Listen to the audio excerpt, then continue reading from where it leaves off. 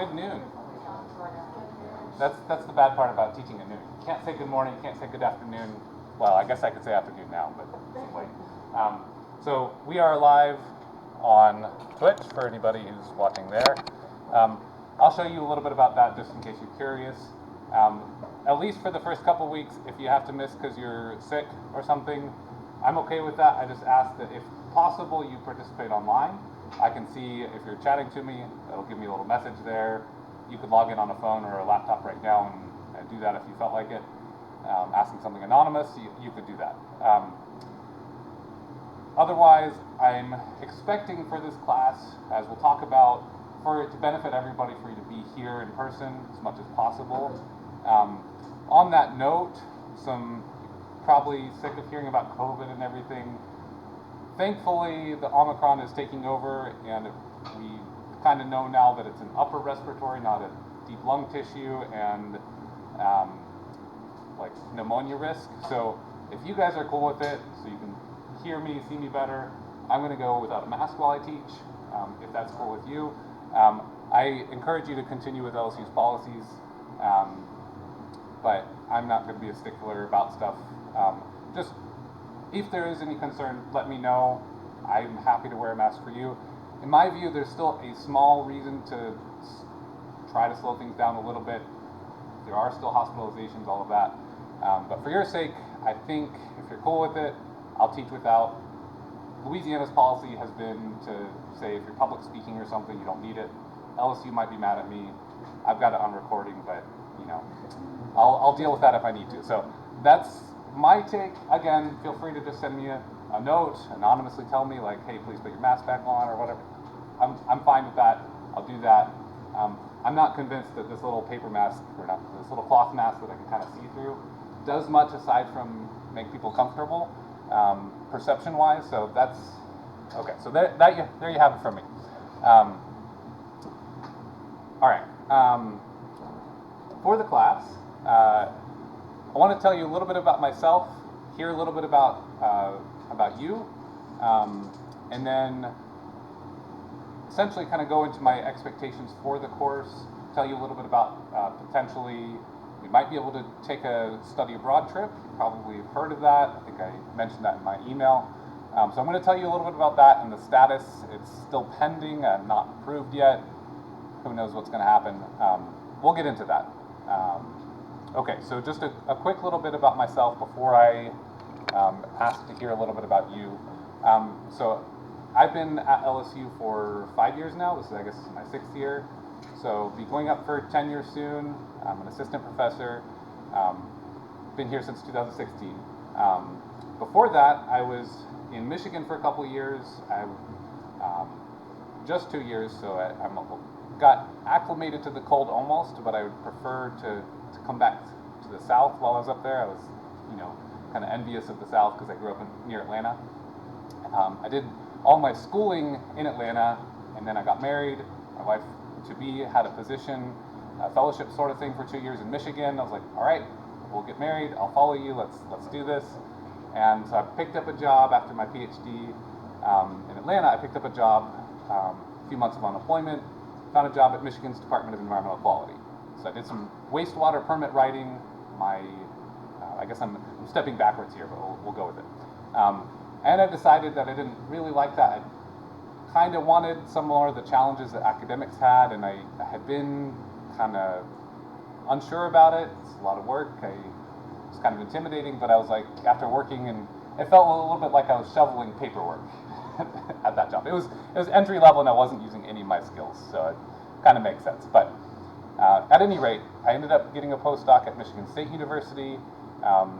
Did that for about a year. Got hired at LSU, and I came down here for that. So in that context, I had a little bit of wastewater experience, but most of my graduate work was actually more like drinking water treatment type stuff. And in my PhD, it was environmental engineering, and I really was motivated in a large part by technologies we could use in something like a developing country. And in fact, I ended up randomly getting a chance to go to Nicaragua as part of an Engineers Without Borders group. Well, I heard through heard about this trip through Engineers Without Borders. Turns out it was actually Georgia Tech's Catholic Center that was bringing this trip, and they were working on water projects and stuff. It was interesting sounding, and I decided to go. Just basically went and dug trenches and looked at what they were doing. Came back after that spring break trip, and I told my PhD advisor, hey, we could bring students here because we talked about that type of thing before. They've got everything set up. It's really, it's really great. And we're actually able to do it 2 years in a row, where we had a class a lot like this one, smaller. It was like 10 students. And we would bring all the students there and would test technologies, would work with things, and most of the class was catered towards that trip. So coming here at LSU, I've had this in my mind. They already had this course being taught, so I took it over. I've been wanting to take a trip. 2 years ago is the last time I taught it. We canceled everything. We had a trip lined up for Panama. COVID canceled it because that was right when COVID was going crazy. So maybe we'll get to go this time. The class itself, since not everybody is interested in going, I'm not going to force anybody to pay or to volunteer their time like that. I'm hoping to provide a study abroad option. So if you were in this class and interested, you could participate in that class in that way. It won't be a separate class. It won't be extra credits on your degree or anything like that. It will be essentially a trip. So that's what I hope. And this class then, we'll talk about it, but it's going to be a little more catered towards just water and wastewater treatment in developing countries, some of the tangential aspects. We'll talk more about that. So anyway, that was kind of my background. One step before that, in my undergraduate, I was actually an Earth and Atmospheric Science major. So I did that because I knew I wanted to study the environment, something technical, but environmental related. And when I was deciding my college major, I didn't really know the difference between civil engineering didn't sound like what I wanted, and they had environmental tacked on, but it wasn't like a formal major back then. And so I was like, I don't know what I want to do. I'm going to go for this environmental type of system. So I did a lot of water quality type stuff in my undergraduate, and then changed into engineering. So that's a lot about me. I'd like to get to know you guys. I'm going to warn you right now, I'm not great with names, so it's going to take me a while. So what I'm going to do is have you guys say your name and maybe a sentence about what's exciting about this class, this topic that made you want to join this class. Then I'm going to do a little activity online. We can just use a phone to just answer a couple questions, just get some generic information, share about that. So let's start over here, I guess, and we'll start in the back and kind of snake around like that. You do your name and maybe a sentence on why you're interested. My name is Joey Huberpay. I'm this is my last semester before I graduate. Honestly, I heard about this class a lot. I've heard a couple people who went on the trip, and it sounded extremely interesting. And I knew I had an opportunity for the elective, and I was excited. So. What trip? Because we almost went on a trip we didn't get to. Did they not go to Panama? No, we tried to, but we weren't able to go. Never mind. Okay. I thought, yeah. I guess it was the fact that there was a trip. There might be, yeah, that might be. But there might have been a different group that got to go. It wasn't like I had gone and tried to go, but then I didn't get to take students. Yeah, so maybe that's what it was. okay. maybe it's just the excitement about it, right? Excitement about it. That's what it was. Okay. Hi, I'm Emma.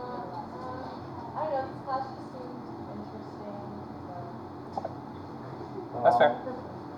I'm Logan Gary. Last semester was Joey's too, and I heard about the opportunity to go on a trip, so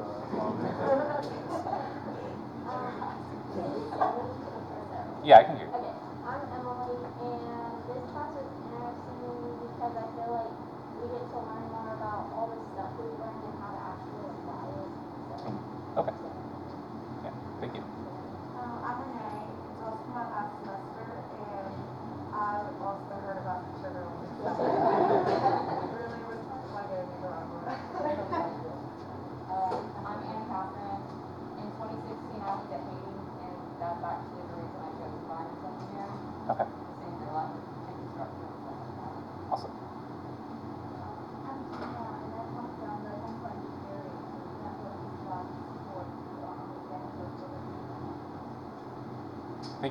You always are supposed to start getting to learn like different countries to do more.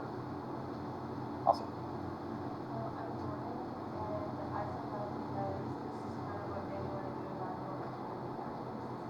Okay.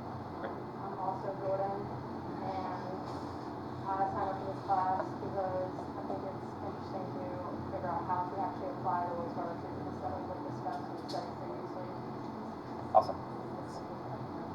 My name is Sammy, and I'm in grad school. And I actually tried to take this class my senior semester, but it didn't align with my schedule. So the senior design and everything, and my senior design project was drinking water quality.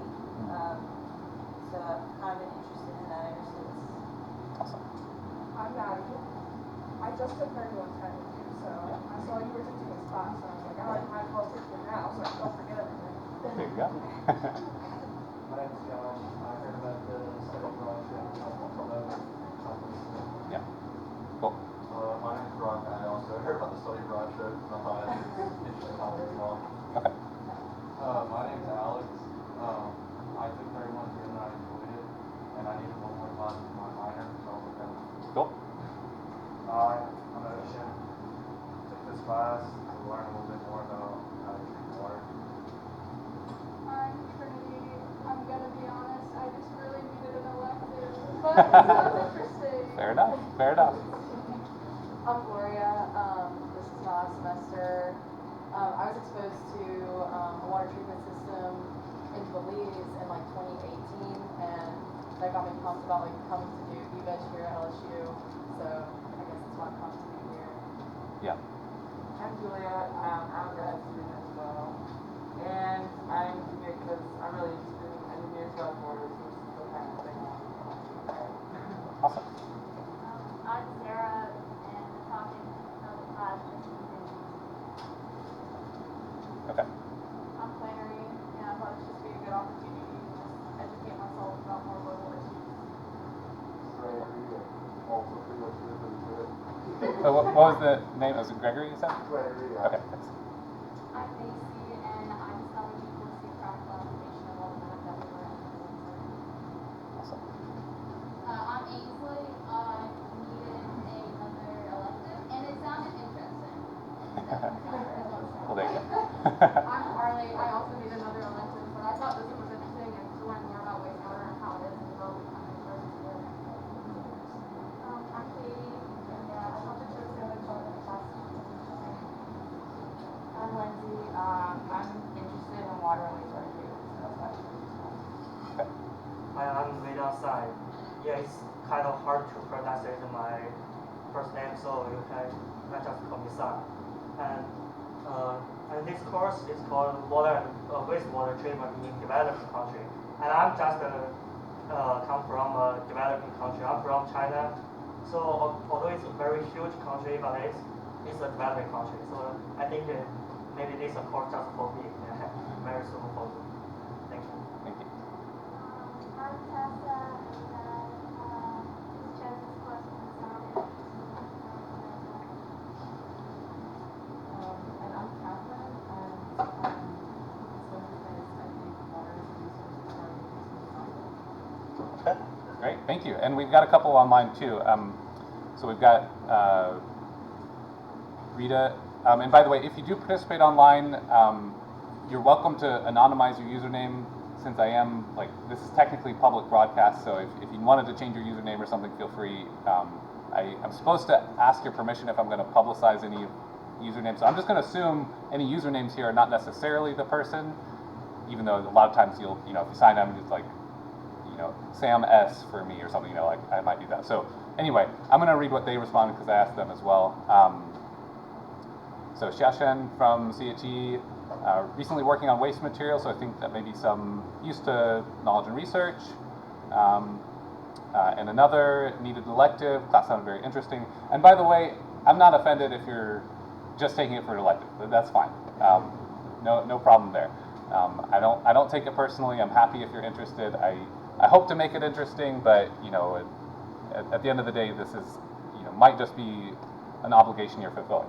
So just in case you're curious, this is what I see. It's going to be a little trippy with the double you know, the viewing itself over and over again over here. But I got a little webcam set up. Normally I use my laptop webcam, but I kind of broke it.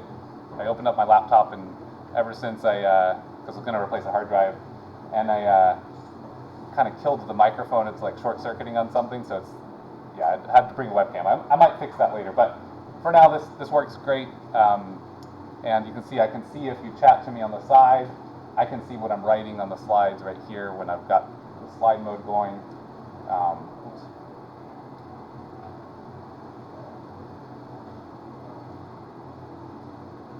And I can confuse myself too while I'm at it. There we go. So now you can kind of see the slides are entering. That's why I have a little webcam icon there for anybody participating live is going to be able to. I won't interrupt the webcam space by writing all over that, you know. So I'll be able to be aware of where I'm at there. Okay, so thank you all for that. There's one other thing I want to do to hear about you, and I need to pull that up. If you go to kahoot.it, kahoot.it, on a phone or laptop, I'll get you a PIN code login thing to participate. It'll just, you know, right now you can just put whatever username that's appropriate.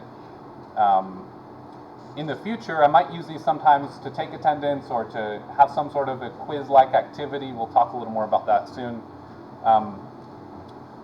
And in that case, I'll have you enter your 89 number. It's anonymous enough. I'm not going to go and see which 89 number, you know, responded this or that. So it's fairly anonymous, and then I can use Excel to just track, you know, pretty easily who's here. Okay, so I'll bring this up right now. Maybe.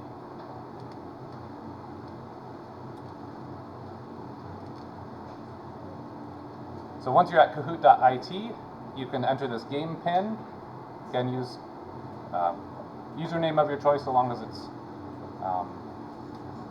not unprofessional, we'll say. And then you see as people are joining, you're popping in there.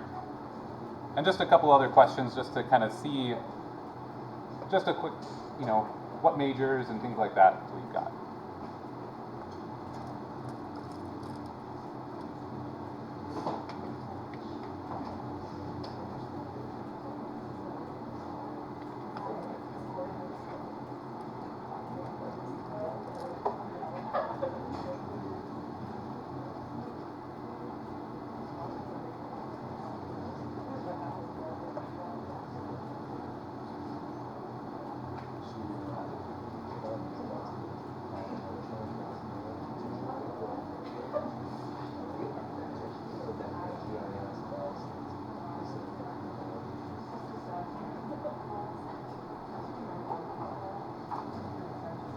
All right, anybody else need a moment? You should be able to join partway through too, and this is a kind of low-key, just a couple questions here.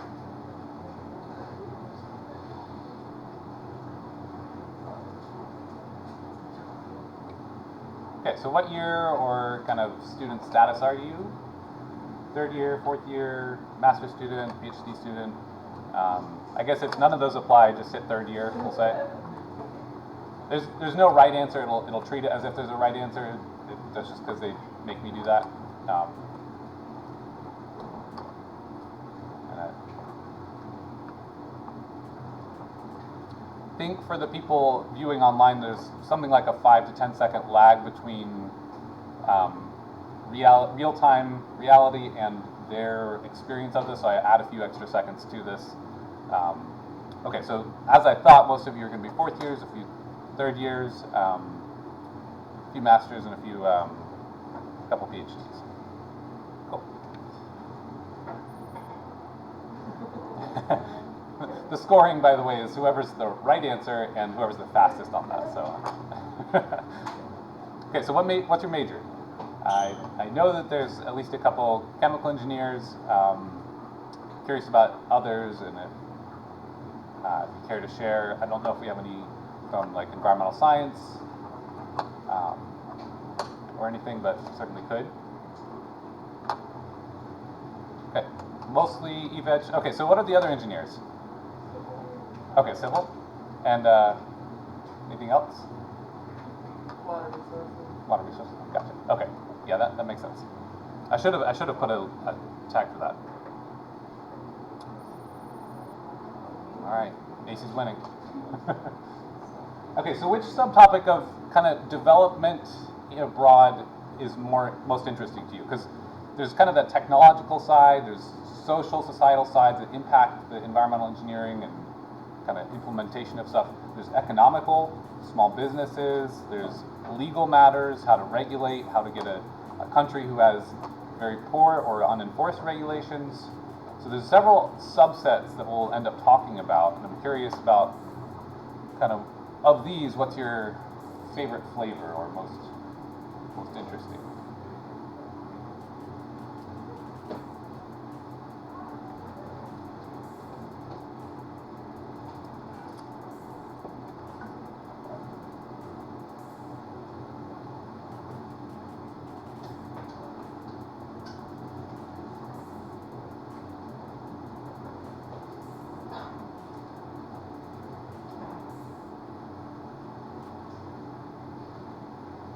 Okay, so a lot of technological, but even more kind of the social and cultural aspects. Of course, a couple of economical and a couple legal, a few legal.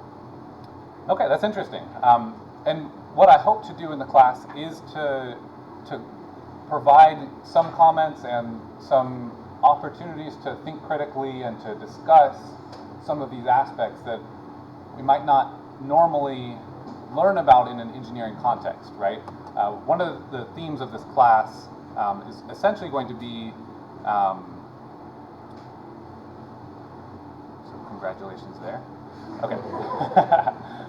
So one of the themes of the class is going to be essentially our engineering decisions are very limited in scope in comparison to all the important parameters that really are required to actually help people.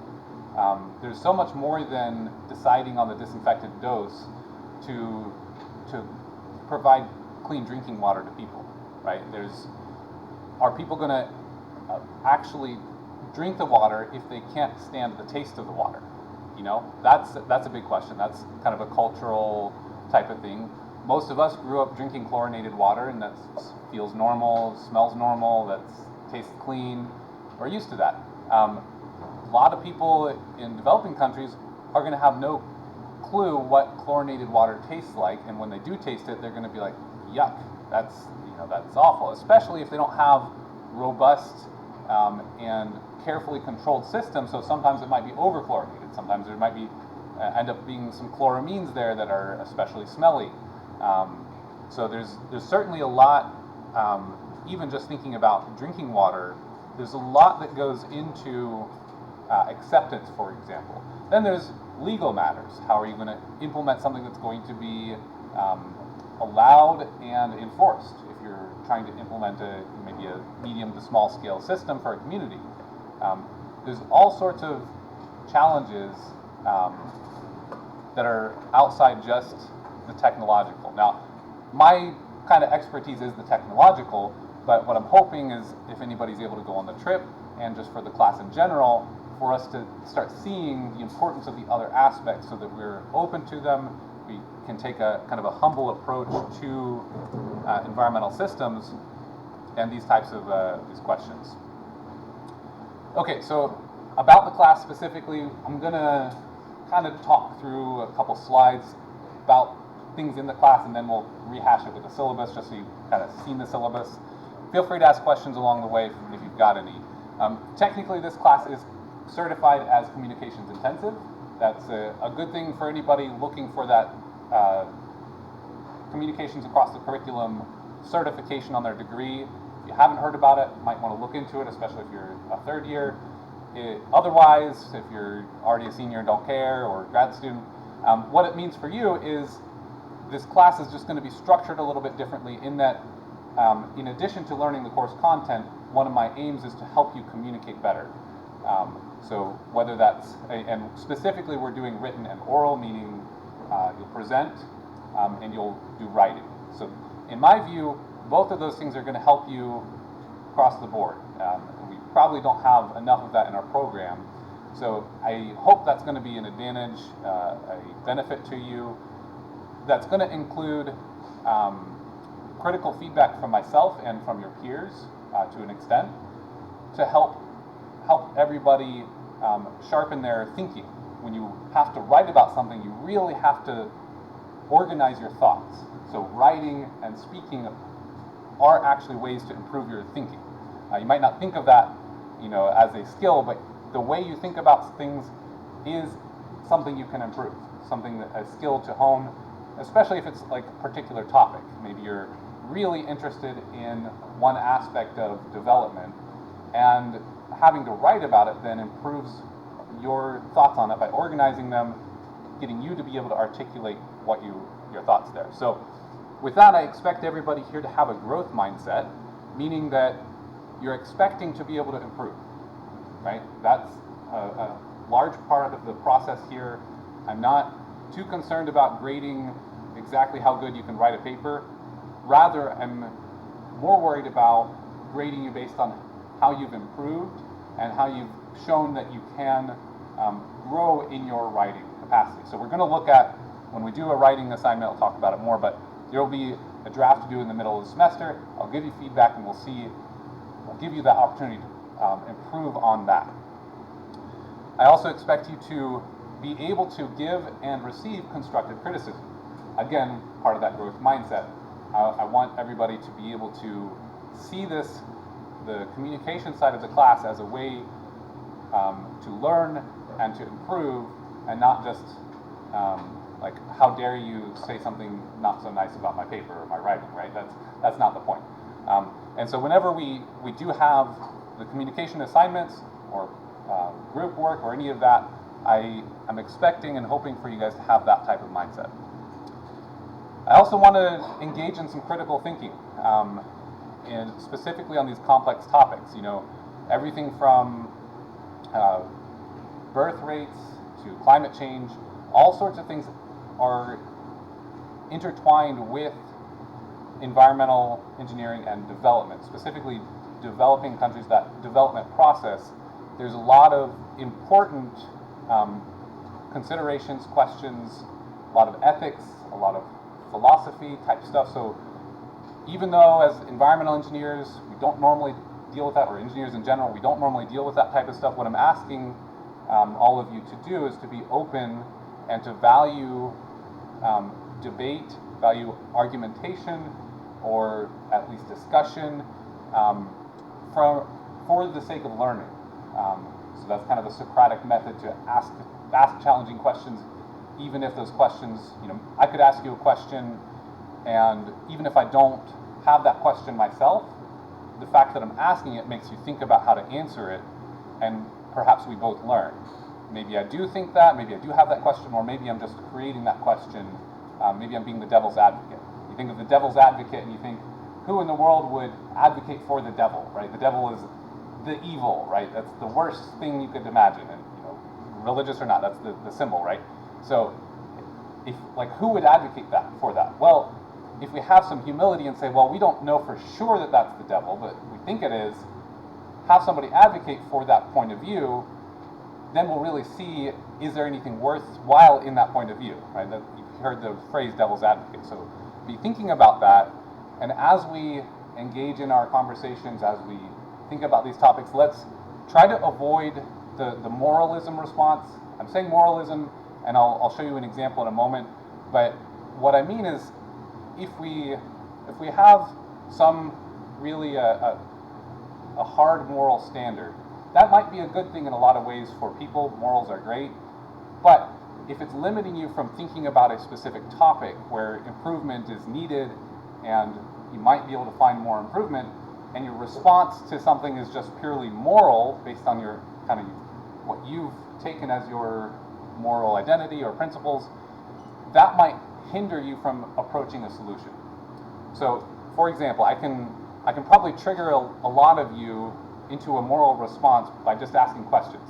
Even though I'm going to tell you up front, I don't necessarily have these questions myself, right? So we'll just do this experiment for a moment. And again, the point is to start thinking about engaging in these conversations, these debates and everything, from the most helpful way to go about it. Okay, so if I were to ask you, is climate change even real? How many of you just got triggered a little bit? I mean, you don't have to raise your hands or anything, but some of you probably did. Like, there, your response is already flying in your mind. Why would you even ask that? So that's an example. Or I could ask you, maybe get some different ones of you. Why in the world would you doubt vaccination and resist vaccination? What in the world could be wrong with that? Some others of you, maybe the same people, might have some response to that. So there's all sorts of things that we can ask or do, and you might be able to see that moral response, or imagine how somebody else might have kind of a moralistic response to that. But maybe what I want to do is just learn more about other perspectives, right? Maybe I want to know why you feel the way you do about a topic, or maybe I want to explore something. So I'm just asking and expecting, hoping that we can have and develop some humility about these topics to say, maybe I can learn something from somebody else. Maybe I can think a little more clearly about what I'm asking and why I care about this, and then maybe rephrase my question so that it's not going to bother somebody so bad. Look, for development in particular, we'll talk about this more next lecture, but for development in particular, our goal is to help people, right? So if we then ask a question about how to, we know we're all looking to help people, then these types of questions should take a back seat, at least that moral aspect, because we're on the same moral grounds of helping people, right? We might have different opinions on how to do that, but when I ask some question like that, and your initial response might be, based on the way I phrased it on purpose, might be like, how dare you? You're going to hurt people. How dare you? That might be your thinking. But if we can trust that we're together in the goal of helping with development, helping people grow, come out of poverty, that type of thing, then we can start thinking and caring about, okay, what is the best strategy? And with this tricky topic, what can I learn? Where can we go and improve here? Okay, so does that make some sense? All right. Hopefully that's not just me ranting. Okay, for the lectures, just to give you some expectation here, a fair bit of the lecture, and we'll kind of take a look through the tentative schedule in a minute. We'll have some classical lecture style. I have some content on different technologies, different considerations for applying, let's say, a septic system or a pit latrine versus some treatment technologies that are practical. So we'll have some just standard classical lectures on some technologies, but we're also going to have some sessions where we'll do some feedback, probably some discussion sessions. I think next time we'll talk a little bit about what is development and how do we know when to intervene in a situation, some things like that. Very important questions for, let's say, Engineers Without Borders or similar organizations is, does this community, we see that they need drinking water, but is that really what they want? Maybe they want fences built so that they can actually protect their cattle, and that means they can afford to continue on their lifestyle and improve. Like, sometimes you go into a situation, you see some problems, but that's not the same problems that the community is concerned about. So it's, is it then ethical to take some sort of action when your community doesn't even want it, or it just feels like you're wasting resources and not actually being helpful, right? So there's a lot of things to consider in that regard. Assignments in the class really consist of the research paper. We'll call it a term paper, research paper. We'll talk more about that soon in a lecture or two. That's going to be essentially a research paper, and I'm going to organize the class into a few groups based on topics. And so you'll have the opportunity to take maybe the way that the economy interfaces with a particular environmental issue. So you'll be talking about the environmental issue, you'll be researching it, and you can take a sort of a focus. Maybe it's the societal or cultural aspects, some subset, and then I'm going to organize these groups so that you can do a group presentation at the end of the semester, having done some kind of individual presentations just on the concept of your particular piece earlier, getting some feedback on your presentation skills, and kind of build that together into a group presentation for the end. So essentially it'll be presentations and the research paper are the assignments. We don't have formal homeworks. We'll do a little bit of quantitative stuff in class, but for the most part, it'll be kind of that combination. It'll be topical more so than quantitative learning. Because presumably you all have done enough word problems and things like that for the technologies we're going to talk about. So that's not my aim to equip you with all of that necessarily, because you've probably taken 3110 or something like it and had enough of that.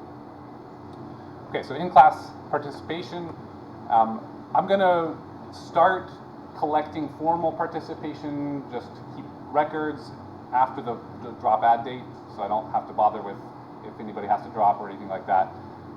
I screw up my class roster too many times if I start that beforehand. So it'll be like a week and a half before I'm really serious about the collecting data on class participation. But for now, it's nice if I get to know your faces, your names. That's going to be a part of my participation evaluation, especially if there's any question in my mind, like, oh, I've never seen this person, they never interact online or anything, and yet now they're complaining they have a low grade. Like that kind of thing, could play a role. Okay, last thing, we do have a final exam. This will just have a small bit of quantitative stuff, I expect, but really in the context of being able to analyze something. So maybe I'll have you do a kind of a cost-benefit analysis, something that you can do with just basic algebra, right? Something like that. Or maybe if I decide I want something a little more advanced, we'll have some review for it before the final, so you're familiar with the stuff. But really the point is learning about the relevance of these technologies in the developing context, right? So a lot of it's going to be sort of a critical analysis. What would, based on what we learned, what would you apply in this case versus that case? Some stuff like that. Probably some multiple choice as well. We'll get more on that later. Our class period time, by the way, is one of the non-standard ones. So according to LSU's final exam instructions, we calculate ours based on the Monday, Wednesday, Friday class grouping that overlaps our current class time the most. So there's a Monday, Wednesday, Friday that meets at 12:30 to 1:30. That's our final exam schedule. So I put that in the syllabus. I'll give you the syllabus in a moment. So just wanted to let you know that. And according to LSU's website, that's what I'm supposed to do. I'm supposed to give you that up front and not change it. So unless LSU changes something, that's set. And you'll have that. On that note, Moodle, I don't have it set up yet. I was hoping to import my old one, and I have not been able to yet, so I might just create it from scratch. So I'll post that probably tonight with the syllabus, or maybe tomorrow, and I'll start building it if I need to. So anyway, I do plan to use Moodle, organize the class for you, post the content. Usually what I do, and what I will do for the next couple weeks, I will post these video recordings. I'll post it to a YouTube channel and then post that link, so you have it all there.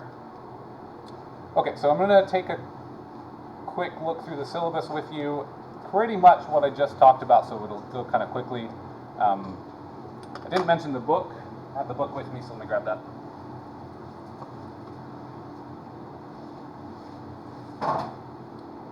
Okay, so we have our required textbooks, Field Guide to Environmental Engineering for Developing Workers.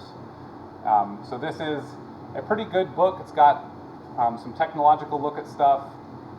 We've got, if you were to take a look at the table of contents, there's some about just basic construction type stuff. We're not going to really deal with that, but certainly that's often a component. I just don't have much expertise there, and as I understand it, it's relatively simple. So it's more like, okay, well, where might you source your brick material, and how would you go about that? So they've got an introduction. They've got a foreword that I'm going to kind of assign to you to read before our next class. I think I got a copy. I'll post it. So in case you don't have a book yet, I'll post that so you can read it before next class. So because we're going to have a discussion on kind of the why and the ethics behind interventions in general. So we're going to have kind of a topical discussion next time. So anyway, that forward is by Jimmy Carter. We've got community approaches to design, project design and management, construction, water supply and treatment, which is going to be mostly what we're in, and of course wastewater treatment also. There's also solid waste. That's definitely an environmental concern. You go to a developing country and probably end up seeing the need for landfills, if not seeing landfills that are very poorly operated. Air quality is also another big one. For this class, we're kind of leaving those two topics, the solid waste and air quality, for I guess for another time, for another course. But most of what we're talking about is kind of relevant across the board. The challenges, the stuff like that. So we're just going to keep our scope limited, as the course title says, water and wastewater treatment for the most part. Okay, so there's a few recommended resources. A couple of these I just have heard throughout the years. First of all, The Rational Optimist is a great book. It's not a textbook. How Prosperity Evolves. That's by Matt Ridley. That might be a little bit challenging if your frame of mind has been shaped by sort of particularly the climate alarmism or environmental alarmism in general. What I mean by that is like, hey, there's this environmental problem. It's scary. It's bad. We have to act. Well, that book, it's not going against the problems. It's reaffirming that there are problems, but it takes a rationally optimistic approach at looking at actually we have had improvements throughout the world, and I think that's a great thing to consider.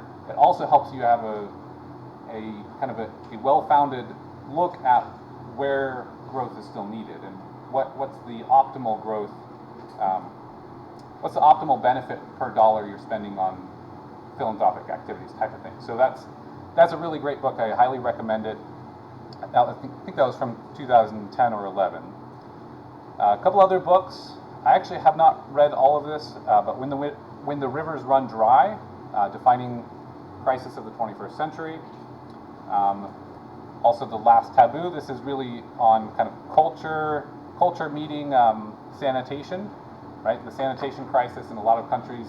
If there's severe taboos about talking about poop or whatever, even here you probably just had, some of you maybe a minor reaction. He just said poop. What? Why is he saying it again? There's taboos, and in developing contexts, it's actually important to be able to talk about all sorts of things, right? So sanitation and hygiene, lots of taboos involved with a lot of cultures. Recognizing that is key. So that kind of deals with that. And there's this last one here is specifically designed. It's kind of a faith context, or faith-based organizations trying to take action based on their faith. That's called When Helping Hurts: How to Alleviate Poverty Without Hurting the Poor and Yourself. One thing we'll talk about is there's a lot of organizations that are faith-based that want to do development work. They feel called or compelled in some way to help, and so you'll see a lot of people helping on that grounds, a lot of organizations on that ground. So, but regardless, it's important, and I think this book touches on that. It's important to recognize that, again, you can't just go in assuming you know what somebody needs, right? You can actually harm people when you think you're helping, and so there's a legitimate risk there to hurt people when you're trying to help. So it's good to contemplate and to actually take a thoughtful approach about development projects. Okay, by now I think the objectives are probably fairly clear. Grading, a fourth will be the research paper, a fourth will be class participation, a fourth will be presentations, and a fourth will be the final exam. Okay, so that's kind of the scale. the CI certification requires that at least 50% of your grade is from these communications modes, which is why I've got half of it is presentations and the paper. Okay. So pretty standard otherwise. We'll have a longer talk on the research paper itself. I'm going to revise my instruction set before I give it to you and rubric for that. Essentially, you can expect that you're going to need to take kind of a scientific literature approach to your research topic, right? I want to see you and equip you to go to scientific literature, cite it properly, and use a tool to do so. I'm going to show you EndNote. It's a very, very handy tool to use. Helps you organize any literature references that you might want to make use of. So I'll give you a little bit of technological help there, and you'll have to incorporate that literature into your scientific paper here. Okay. I do have a little bit higher standards for the grad students taking the class. I think they should have a bit more experience in that, and I expect that they will be required to be doing more of this type of stuff, so I do have some higher expectations for the grad students.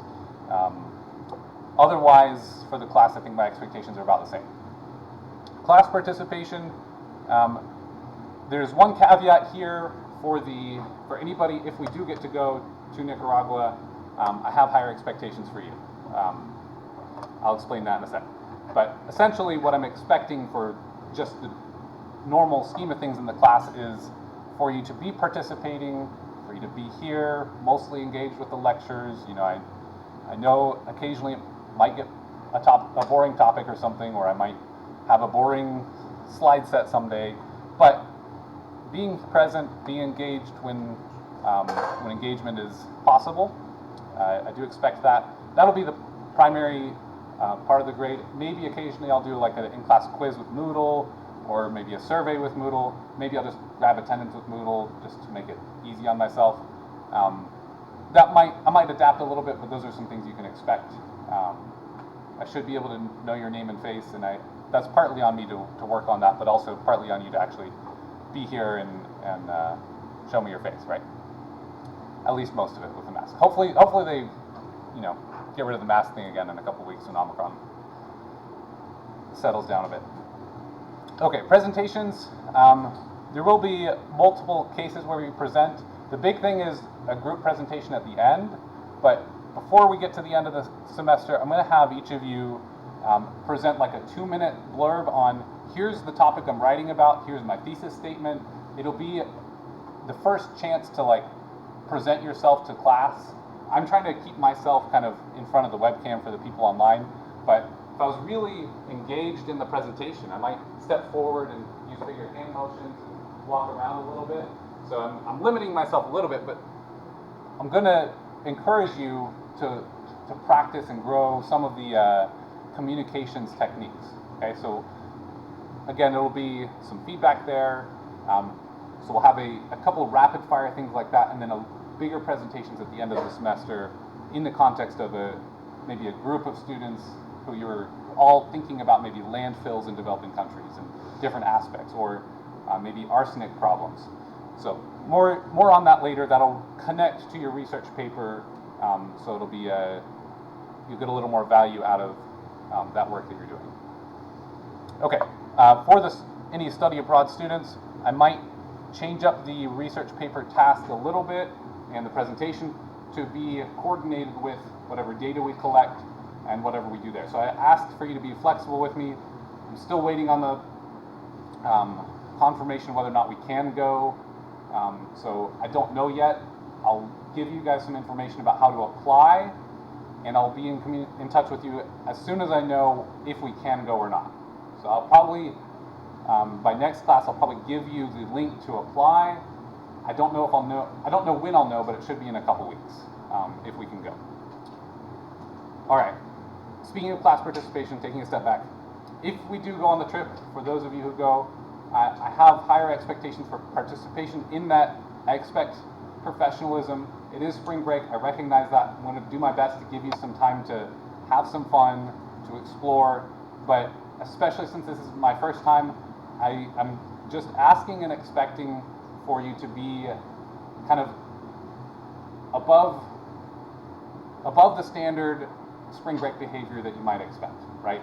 Even if this is your senior year and you were wanting to have the best time ever for spring break, this is going to look different, and I just ask that you be careful, be professional, even with your free time. Recognize that you could get me fired, you could get this program killed forever, you could hurt somebody or get hurt, that's the kind of thing I just expect, kind of above and beyond professionalism, while having a good time as best we can, while serving, all of that, right? So that would include, being in control of your attitude.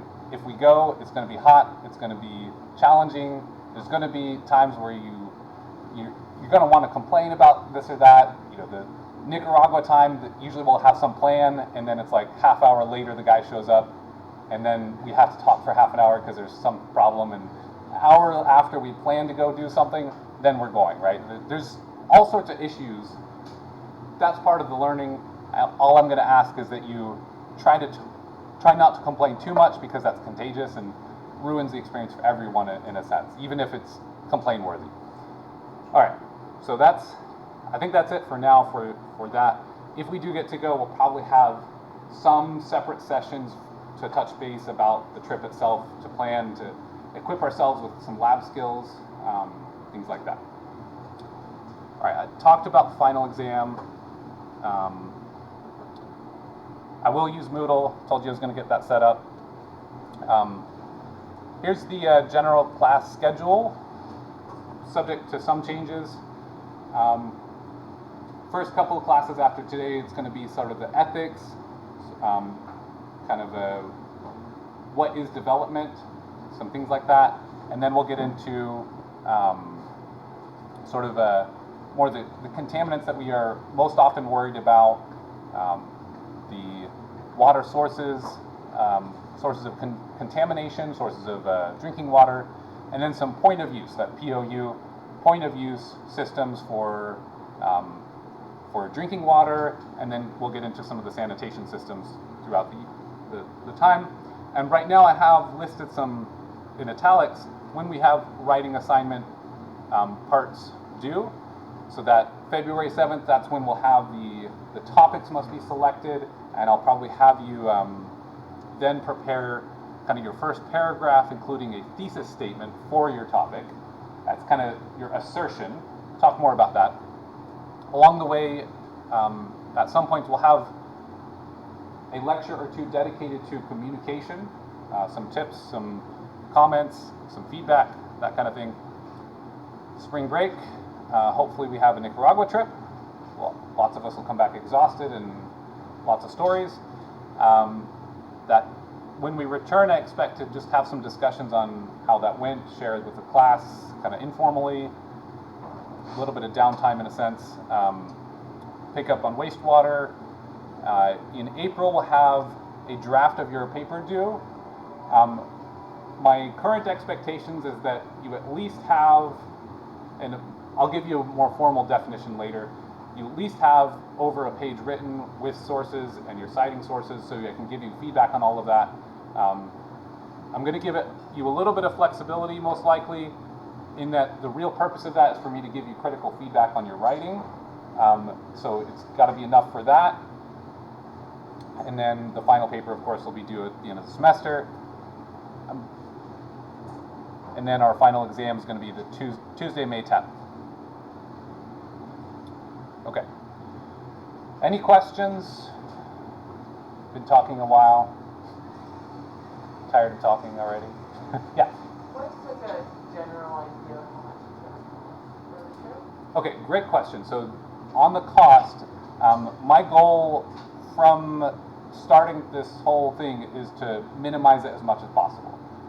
The great thing about the NGO down in Nicaragua is they have a flat fee that takes care of almost everything. That's housing and most meals. That fee is $275. Now, I'm just going to explain to you a few things. This is going to get built into a study abroad program that has a specific participant cost. Normally, I would factor in my travel expenses to that. I have a grant that should pay for my own travel expenses, so I should be able to reduce that cost for you. Flights are tricky. Right now, there's only one airline flying there, and the times are weird. The prices are kind of varied depending on if you have to fly through New York or something. So I saw the cheapest was from Fort Lauderdale straight to Managua, and that round trip was like $400, which was pretty amazing. So then you'd have to add a trip to Fort Lauderdale. Otherwise, it was. I also have heard that maybe some of the other airlines are about to start re-offering them, so I don't know about that. But generally, the airlines, you can expect something between the range of $600 to $1,000, and then the cost itself for the lodging type stuff, that's roughly $300, and then we're going to have to bring, I think, $100 or it might have been $150 for the COVID test to re-enter the U.S. Because we have to have a negative test before we can come back. So that's just an unfortunate thing.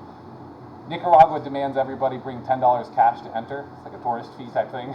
So in the airport, you have to have $10 fresh, like a nice clean $10 bill. It's kind of funny. So there's a few things like that that won't be counted into the cost, but we're going to tell you. So overall, I think we can get away with like $1,500 or maybe less, depending on flight situation. So the aim there is as affordable as possible. I think if we go, I'm going to bring my master's student as kind of a TA. I'm going to try to pay for most of her costs. If we get to go, I need to sort out all this budget stuff, but that's kind of the scope. Is probably minimum 1,000. Won't be. I don't think it'll ever reach up to 2,000, but there's a few smaller costs that get built in, so that range. Okay. Other questions? Okay. Actually, I think the next slide was the Nicaragua stuff. So I'll start chatting more about the Nicaragua trip potential. Even if you're not going, I hope that I can make the Nicaragua itself kind of interesting and the work there, and bring that in to be relevant to you. If I am talking too much about it and you just wish I'd get back to normal course stuff because you're not planning on going or whatever, please feel free to let me know. I'm going to try to manage that well for you because I know that not everybody's going, or maybe nobody's going. Okay, so just a quick little bit about that then. Plan would be to travel essentially the Saturday of spring break, the 12th of March, maybe the 11th if all the flights are really like overnight situations. That'll be traveling to Managua. If we look, Managua is, actually use my laser pointer for once. Managua's right here. So we fly into that's the capital city, and then we essentially take a bus up to Chinandega. That's about a 2-hour drive, something like that, be a bus or van or something. The NGO up there, by the way, it is faith-based, but they host, so it's Amigos for Christ, right? So it's obviously faith-based, but they host companies, volunteers of any creed, anything like that. So their goal is really to have their influence that they want based on helping people get to the point in life where they can actually have the time and like the free mental space to actually consider whether or not they wanted to have a faith.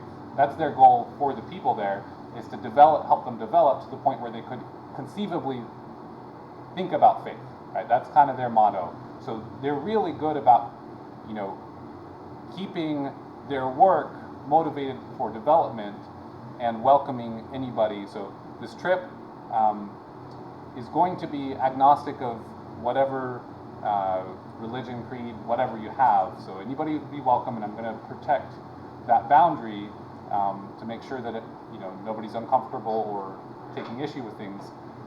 So I'd let you know that up front. But they're expecting that. They're really great about that. Their business model is actually to bring U.S. volunteers, often faith-based, put them to work, and they have a permanent presence within the communities where they know who needs help. The communities themselves have to talk with amigos to say, hey, we want a water project. And then they have to organize their community leaders. They have to pay 10% of the cost, which sometimes is pretty substantial, but that way they're taking some ownership, and it's overall, as we'll talk through the semester, it's a great model for development efforts. And so I want to share that as a picture of kind of when it's done pretty well, if not right. It's a great model for that. So anyway, they have staff who will do transportation for us. That's included in their cost. So we would travel from the U.S. to Managua, from there to Chinandega by road. The first day would be climbing a volcano. That's a fun time, assuming there's no volcanic activity. They do close the park sometimes. That's really a neat experience, team building. It's hot, it's challenging. There's a easier route, and certainly opportunity if something was too physically demanding. That's we can probably figure something out. For those interested in going, there's a lot of physical demand, so do keep that in mind. Mostly it's hot, not really going to have air conditioning, going to have to drink a lot of water, that kind of stuff. Then from there, we'll have 4 days of field work, sampling, water quality analysis, putting some of the skills to use. This is going to depend a little bit on what they need. That's still in the works. Going to do more planning as it gets closer. We might even get in the trenches and help dig trenches or build bathrooms or something like that for part of 1 day, just to really get into what it takes to do some development. We'll get some feedback from those of you who plan to go, if we can go, all that. Then because we need that COVID test, the 18th, that would be Friday, we would return to Managua, get that COVID test, and then spend the rest of the day in Granada, which is a bit of a tourist destination. They've got some fun activities there, so we would have traveled back to Managua and then about maybe an hour to Granada. There's some fun things right at Lake Managua there. One of the largest lakes in the world, by the way. And then we would stay in Managua that night in a hotel and then return to the U.S. So that's kind of the plan. That gets us back to the U.S. Saturday or maybe Sunday if the flights are weird, and then back at it. So it's intense. It will be intense, but in my experience, it's very rewarding, very engaging experience. So fingers crossed.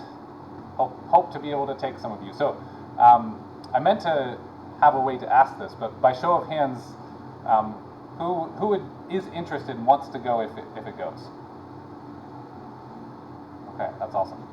All right, so just forewarning, the way I've set it up so far is that the requirements are essentially, I need to have you answer a few questions. Are you willing to do some, to engage in the physical aspects that this is going to be demanding? I also am having them put in a GPA requirement with a caveat that if your GPA is below a 3, I think I said, then I'd like for you to just write a paragraph explaining why that's not really the best metric of your work ethic or your attitude towards this stuff. So you can be convincing to me to say, hey, I've had to work this other job. I've exhibited that I can be a responsible individual in this way, and I'm totally on board with that, right? So I'm not going to hold a GPA against you, but I do want some way of just double checking that you're not there to just find a way to get drunk and party the whole time, when that's really not the purpose of the trip, right? So there is that caveat. So it's just convince me with a paragraph that here's a way you can show me that you can be a responsible individual and that you're planning to be, right? Okay, awesome. I don't know if there's anything you guys can do to help make it possible. I'm doing everything I can. I'll let you know if there's maybe you can write a letter to somebody, I don't know. But just be keeping that in mind. So last thing, I'm going to remind you, homework will be to read the preface. We'll have a discussion on that. I will post that to Moodle, and be also start thinking about environmental topics that you would want to write about, to engage in terms of the writing, and both general and specific, right? I did that Moodle thing, and some of you were, that Kahoot thing, and some of you were like, yeah, I like the legal aspect, or I like the social aspect of some environmental issue. So be thinking about different things so that you can help me decide on a topic set, and then we'll have the subsets of like social or legal, that kind of thing. I'm hoping to build groups where 5 people are looking at landfills or something, and one of you could be the technological, one could be this and that, and make some more meaningful group that makes for a nice presentation group at the end, and each of you have a nice paper that's kind of, you can help each other, you can build towards it. Okay, so with that, have a good week, and we'll see you on Monday.